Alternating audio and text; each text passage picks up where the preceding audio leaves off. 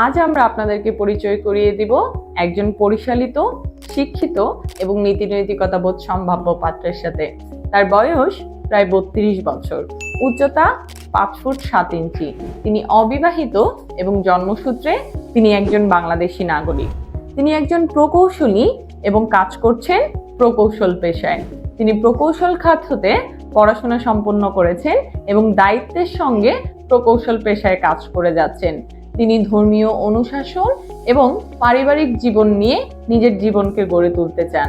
তিনি তার জীবনে এমন একজন জীবনসঙ্গী প্রত্যাশা করেন যিনি ধর্মীয় মূল্যবোধকে গুরুত্ব দিবেন, হবেন সহানুভূতিশীল এবং বন্ধুসুলভ আচরণ করবেন।